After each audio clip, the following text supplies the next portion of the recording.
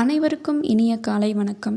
இன்று 3/2/2025 தைப்பூசத்திற்கு விரதம் இருப்பவங்க சஷ்டி விரதத்திலிருந்து ஆரம்பித்து, அதாவது 3/2/2025 ஆரம்பித்து தைப்பூசம் பிப்ரவரி 11லிருந்து முடிக்கும்போது 9 நாள் கணக்கு வரும்.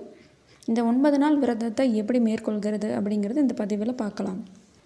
இந்த 9 நாளும் விரதம் இருப்பவங்க காலையில் 6 மணியிலிருந்து 9 மணிக்குள்ளே நம்ம முருகப்பெருமானை வேண்டி 6 தீபங்கள் அல்லது 6 வெற்றிலை தீபங்கள் ஏற்றலாம்.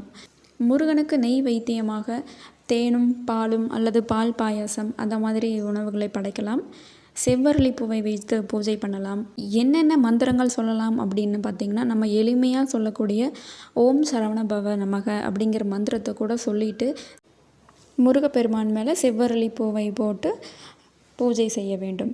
அடுத்து பார்த்திங்கன்னா, நம்ம என்னென்ன விரதம் இருக்கும்போது என்னென்ன சாப்பிடணும் அப்படின்னா, காலையில் 2 இட்லி சாப்பிடலாம். கண்டிப்பாக மத்தியான உணவை தவிர்த்திடணும்.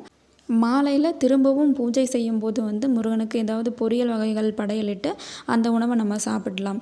கண்டிப்பாக காலையிலையும் மதியமும் பூஜை செய்யணுமா அப்படின்னு கேட்டிங்கன்னா, ஏதோ உங்கள் விருப்பத்திற்கு ஏற்ற மாதிரி ஏதோ ஒரு வேளைகளில் வச்சுக்கலாமா. சாயந்தரம் வைக்கிறது ரொம்ப சிறப்பு. ஏன்னா நீங்கள் விரதம் இருந்து சாயந்தரம் சாப்பிட்றீங்க அப்படின்னா அப்போ பூஜை செஞ்சுட்டு சாப்பிடும்போது ரொம்ப சிறப்பாக இருக்கும். நிறைய பேர்த்துக்கு விரதம் இருக்கும்போது தண்ணி குடிக்கலாமா அப்படிங்கிற ஒரு டவுட் இருக்கும்.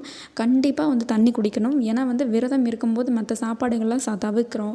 காலையில் இட்லி மட்டும்தான் சாப்பிட்றோம், அதை விட்டு சாயந்தரம் தான் சாப்பிட்றோம் அப்படின்னா நம்ம உடம்புக்கு ஒரு எனர்ஜி வேணுங்கும்போது தண்ணி கண்டிப்பாக தாராளமாக குடிக்கலாம். அதிலலாம் ஒரு பிரச்சனையுமே கிடையாது.